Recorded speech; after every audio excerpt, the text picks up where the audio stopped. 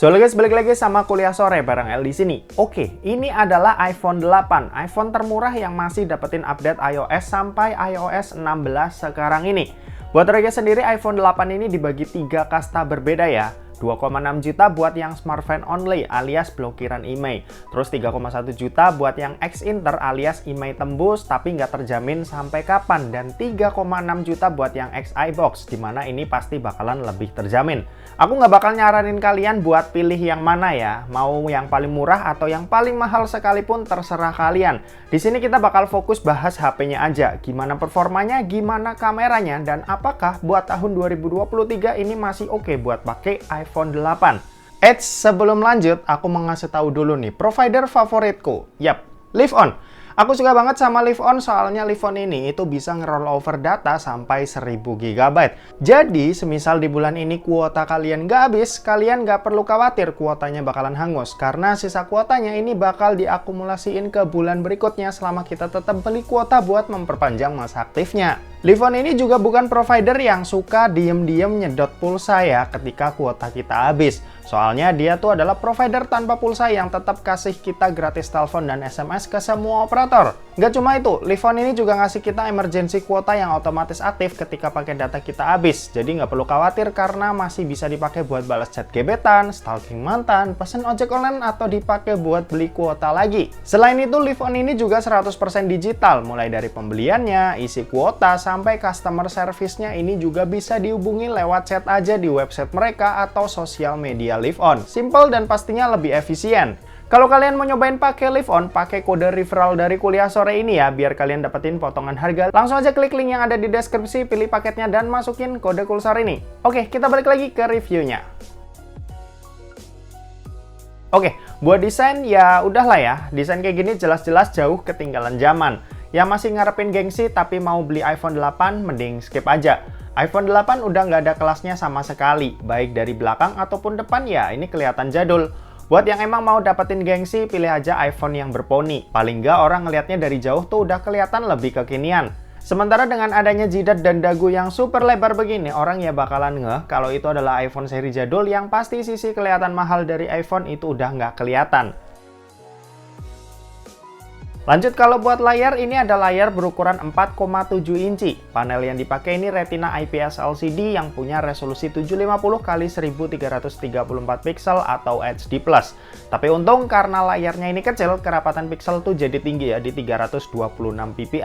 Ya bisa dibilang berasa kayak layar Full HD+ di ukuran layar 6 inci ke atas. Untuk kualitasnya aku akuin ini masih bagus dan enak banget. Cuma emang buat sebatas nonton atau nikmatin konten aja. Fitur-fitur yang kita harapin kayak refresh rate tinggi, AOD, atau fingerprint in display yang biasanya kita dapetin di HP Android 3 jutaan itu bakal nggak kita dapet di iPhone 8 ini. Sebenarnya feels buat scrolling-scrolling juga berasa smooth karena ini ya iPhone. UI-nya emang juara, makanya meski layar tuh cuma 60 Hz dan ini adalah HP purba, makanya tetap kerasa mulus-mulus aja ketika dipakai scrolling. Untuk sensor keamanan, iPhone 8 ini masih pakai Touch ID. Tapi jujur, dari hati yang terdalam, meski desainnya kelihatan ketinggalan zaman, tapi aku rasa Touch ID ini tuh enak buat dipakai ketimbang Face ID. Ya ini murni karena lebih simple aja ya buat dipakainya. Kepala dan mata tuh nggak harus ngadep ke layar.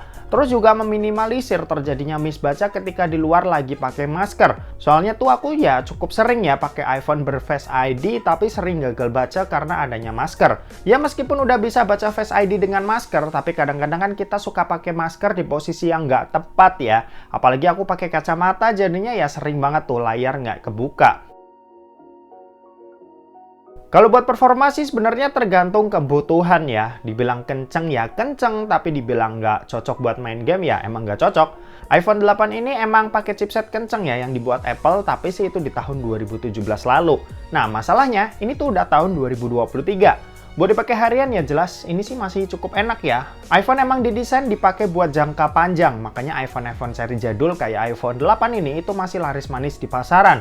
Cuma kalau kalian beli iPhone 8 dengan berharap bisa dipakai main Genshin Impact rata kanan selama 5 jam ya jangan ngarep. Kencang di sini tuh maksudnya iPhone 8 ini masih aman banget buat jalanin aplikasi-aplikasi harian yang kebanyakan orang pakai. Main game juga masih oke, misal tuh kayak ML, PUBG Mobile, atau bahkan Genshin. Cuma masalahnya ini bukan di chipsetnya ya, tapi daya baterai dan cooling system di iPhone 8 ini yang nggak cocok buat mainin game-game berat zaman sekarang. Nah, ngomong-ngomong soal baterai nih, baterai di iPhone 8 ini kalian tahu berapa? Yap, 1821. Bahkan sama harga gorengan aja ini masih kalah kan. Kapasitas gini jelas buat sekarang bakalan kurang dan ya super duper kurang lah. Ditambah kalian belinya ini second, dimana kesehatan baterai itu udah berkurang dan bikin lebih boros lagi. Kalau baterai udah diganti juga kita nggak tahu ya gantinya pakai yang ori atau abal-abal. Kemungkinan ya bukan yang ori karena yang ori itu mahal. Makanya kelemahan terbesar iPhone purba gini ya ada di baterainya yang emang biasanya bakalan jadi poin penting buat nilai dia cocok dibeli atau enggak buat sekarang. Kalau ngomongin soal update iOS, jelas iPhone 8 ini masih dapat update ke iOS 16 sekarang ini. Cuma masalahnya dapat ke iOS 17 nanti itu masih jadi tanda tanya. Karena Apple ya ngumumin dapat enggaknya itu biasanya 1 bulan sebelum launching iOS terbaru mereka ya. Ya let's see aja si iPhone 8 ini bakalan dapat ke iOS 17 atau enggak. Kalau feelingku sih nggak bakal dapat ya, karena iPhone terakhir yang nggak dapat update itu di iPhone 7. Jadi harusnya iPhone 8 ini tahun depan ya nggak bakal dapat update iOS. Kalau kamera ini agak menarik ya, kebanyakan orang pilih iPhone sampai rela beli yang purba kayak gini itu ya karena kameranya.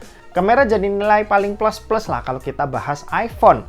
Buat kamera belakang sendiri ini resolusinya 12 megapiksel OIS, sementara buat depan ini 7 megapiksel. Dibilang bagus atau jelek sih sebenarnya standar aja, cuma emang aku akuin kameranya ini tuh punya karakter sendiri yang mana tuh kualitas kayak gini itu nggak bakal berkurang meski kemakan umur. Aplikasi kameranya ya juga berasa tetap enak buat dipakai, nggak berasa kayak HP purba. Sorry tuh saya nih, beda kayak aplikasi kamera di Android flagship purba yang fluktuatif dari pertama beli sampai sekarang pakai. Yang jelas kualitas kameranya ini aku akuin nggak bagus-bagus banget, tapi hasilnya ya bagus dari dulu itu nggak berubah sama sekali. Nggak ada penurunan kualitas lah.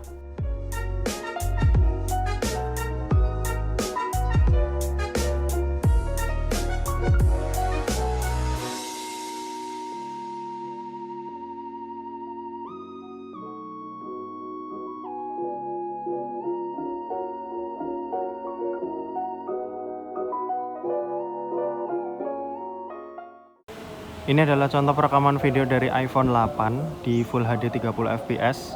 Menariknya dia bisa Full HD 60, bahkan 4K 30 dan 60 juga bisa. Tapi ini kita bakal rekam di sini aja. Atau mungkin bakal kita coba yang 4K dah ya. 4K 30-nya nanti kita bakal coba kayak gimana. Nah, ini 4K 30 fps-nya. Ini bakal aku zoom. Oh ya, detailnya masih dapat sih. Dynamic range oke. HDR-nya cukup oke. Ya, ini khas iPhone banget sih. Meskipun jadul purba, tapi ini masih oke perekamannya. Meskipun ya kadang agak lambat sih buat ngatur HDR-nya. Awan terlalu terang, tapi kalau kita arahin langsung balik lagi ke biru. Mantap. Oke, ini kamera depan hasilnya seperti ini. Ini kayaknya cuma bisa di Full HD 30 fps aja. Kalau kamera depan menurutku nggak se-superior kamera belakangnya ya. Tadi kamera belakangnya sih masih oke. Cuma kalau ini standar aja sih. Cuma ya itu masih kerasa smooth meskipun 30 fps. Nggak berasa berat gitu loh meskipun HP lama. Oke, gitu aja. Kita balik ke studio. Nah, kesimpulannya kalau aku pribadi dengan duit segitu sih mending nabung dikit lagi ya buat nunggu iPhone SE 2020 yang harganya itu nggak beda jauh dari iPhone 8. Toh iPhone SE 2020 bisa dipakai lebih lama lagi karena umurnya baru 3 tahun. Sementara iPhone 8 ini kan umurnya ya udah 6 tahunan ya. Meski secara desain mereka mirip, tapi dalaman SE 2020 itu jauh lebih mantap nih ketimbang iPhone 8. Ya gitu, beli atau enggak sih menurutku mending jangan lah ya. Ya menurutku gitu. Dan oke, mungkin segitu aja buat video kali ini. Terima kasih buat yang udah nonton video ini. Jangan lupa buat like, komen, dan share juga ke teman-teman kalian supaya teman-teman kalian mendapatkan informasi yang bermanfaat dari kuliah sore.